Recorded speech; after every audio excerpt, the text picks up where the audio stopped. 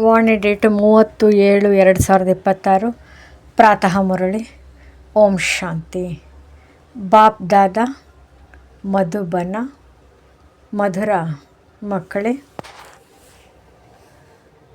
ನೀವು ತಿಳಿದುಕೊಂಡಿದ್ದರೆ ಆತ್ಮವೇ ಸಂಸ್ಕಾರವನ್ನು ಧಾರಣೆ ಮಾಡಿಕೊಳ್ಳುತ್ತಿದೆ. ತಂದೆಯೂ ಸಹ ಆತ್ಮನಲ್ಲವೇ? ಅವರಲ್ಲಿಯೂ ಗುಣಗಳಿವೆ. ನಿಮ್ಮ ಗುಣಗಳು ಬೇರೆ ಬೇರೆಯಾಗಿ ಬಿಡುತ್ತವೆ. ಈ ಸಮಯದಲ್ಲಿ ಯಾವ ಗುಣಗಳು ನಿಮ್ಮಲ್ಲಿವೆಯೋ ಅದೇ ತಂದೆಯದಾಗಿದೆ. ಮತ್ತು ಸತ್ಯುಗದಲ್ಲಿ ನಿಮ್ಮದು ದೈವಿ ಗುಣಗಳಾಗುತ್ತವೆ.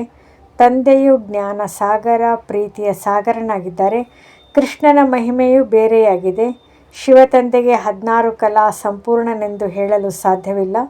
ಅವರಂತೂ ಸ್ಥಿರವಾಗಿದ್ದಾರೆ. ತಂದೆಯು ಹೇಳುತ್ತಾರೆ, ಈ ಬಿರುದನ್ನು ನನಗೆ ಕೊಡಲು ಸಾಧ್ಯವಿಲ್ಲ. ನಾನು ಪುನಃ ಸರ್ವಗುಣ ಸಂಪನ್ನನಾಗಲು ನಾನು ವಿಕಾರಿಯಾಗುತ್ತೇನೆಯೇ? ಕೃಷ್ಣನ ಹಾಗೆ ನನ್ನ ಮಹಿಮೆ ಮಾಡುವುದಿಲ್ಲ. ಈ ಜ್ಞಾನವನ್ನು ಯಾರು ಕಲ್ಪದ ಮೊದಲು ಕೇಳಿದ್ದಾರೆಯೋ ಅವರೇ ಬರುತ್ತಾರೆ, ಬಂದು ತಂದೆಯಿಂದ ಕೇಳುತ್ತಾರೆ ಮತ್ತು ತಂದೆಯನ್ನು ನೆನಪು ಮಾಡುತ್ತಾರೆ. ಅಂತಿಮದಲ್ಲಿ ಅಯ್ಯೋ ಅಯ್ಯೋ ಎಂದು ಅಳುತ್ತಾರೆ. ನಂತರ ಜಯ ಜಯಕಾರವಾಗಿ ಬಿಡುತ್ತದೆ.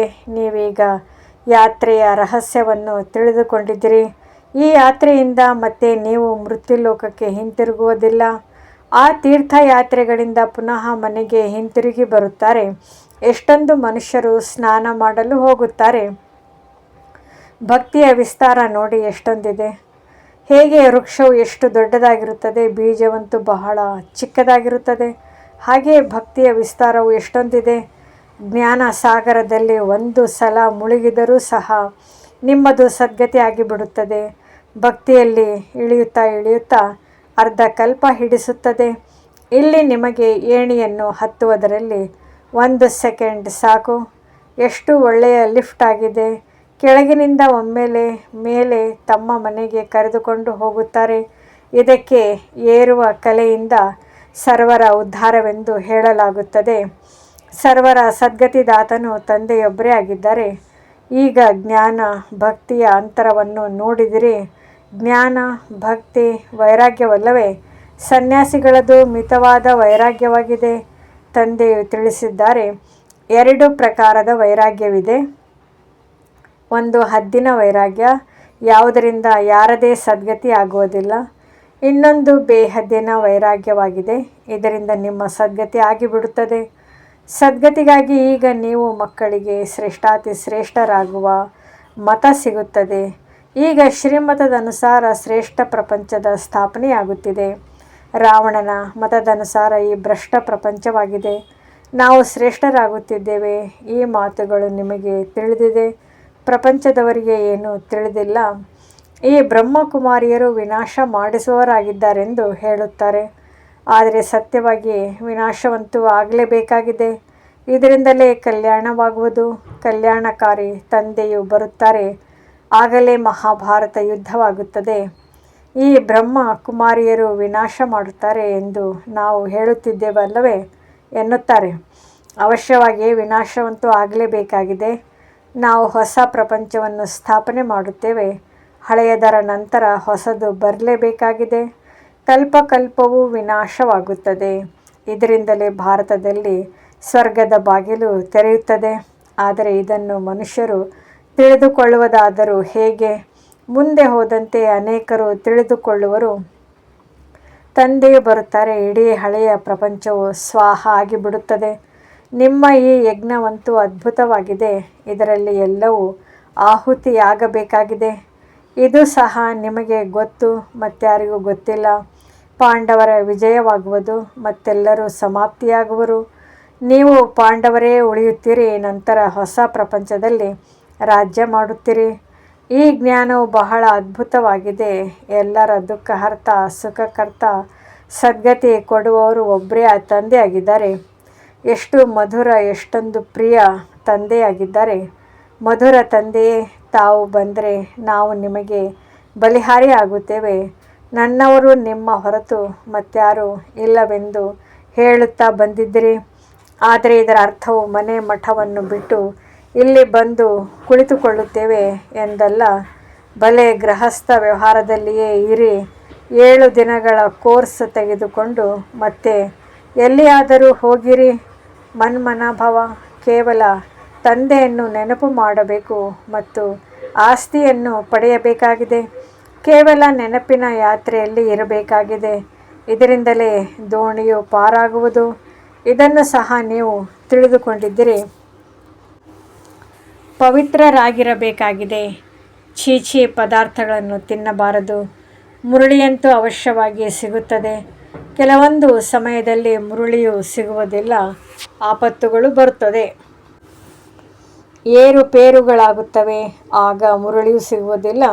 ನೀವು ಈ ಕಣ್ಣುಗಳಿಂದ ಏನೆಲ್ಲವನ್ನು ನೋಡುತ್ತೀರೋ ಇದೇನು ಉಳಿಯುವುದಿಲ್ಲ, ಎಲ್ಲವೂ ಭಸ್ಮವಾಗಿ ಬಿಡುವುದು. ಪ್ರಳಯವಂತೂ ಆಗುವುದಿಲ್ಲ, ಪ್ರಪಂಚವಂತೂ ಒಂದೇ ಆಗಿದೆ.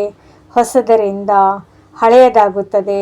ಹೊಸ ಪ್ರಪಂಚ ಹಳೆಯ ಪ್ರಪಂಚವೆಂದು ಹೇಳಲಾಗುತ್ತದೆ.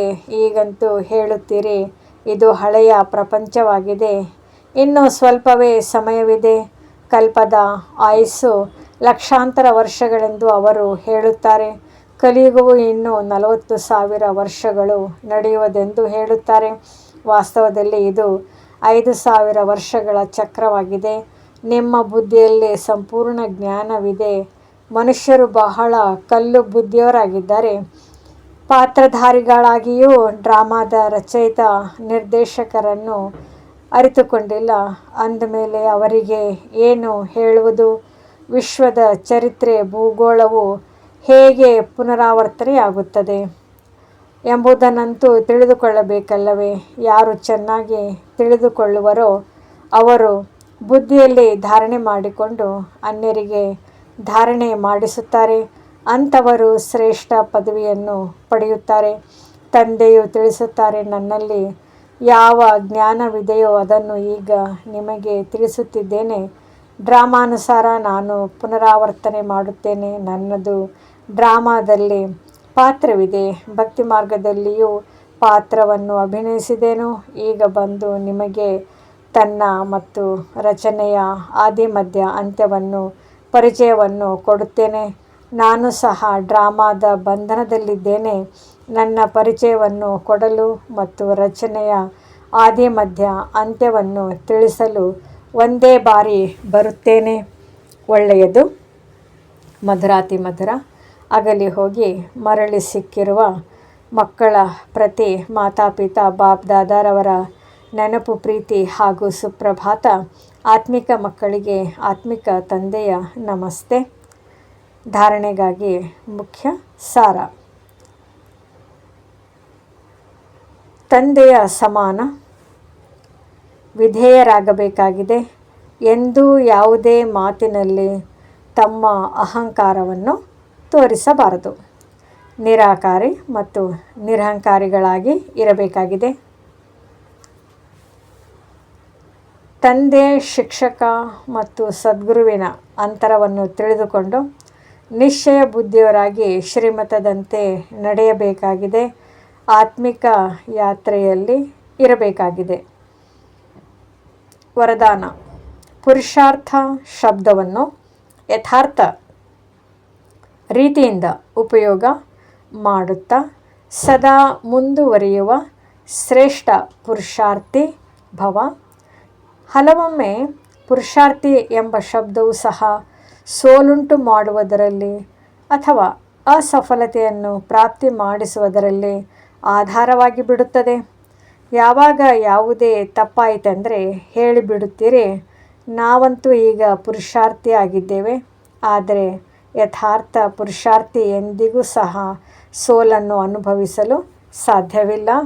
ಏಕೆಂದರೆ ಪುರುಷಾರ್ಥ ಶಬ್ದದ ಯಥಾರ್ಥ ಅರ್ಥವು ಇದೇ ಆಗಿದೆ. ಸ್ವಯಂವನ್ನು ಪುರುಷ ಅಂದರೆ ಅರ್ಥಾತ್ ಆತ್ಮನೆಂದು ತಿಳಿದುಕೊಂಡು ನಡೆಯುವುದು. ಇಂತಹ ಆತ್ಮಿಕ ಸ್ಥಿತಿಯಲ್ಲಿ ಇರುವಂತಹ ಪುರುಷಾರ್ಥಿಗಳು ಸದಾಕಾಲವೂ ಗುರಿಯನ್ನು ಮುಂದಿಟ್ಟುಕೊಂಡು ನಡೆಯುತ್ತಾರೆ. ಅವರೆಂದಿಗೂ ಸಹ ನಿಲ್ಲುವುದಿಲ್ಲ, ಸಾಹಸ ಉಲ್ಲಾಸವನ್ನು ಬಿಡುವುದಿಲ್ಲ. ಸ್ಲೋಗನ್. ಮಾಸ್ಟರ್, ಸರ್ವಶಕ್ತಿವಂತನ ಸ್ಮೃತಿಯಲ್ಲಿ ಇರಿ.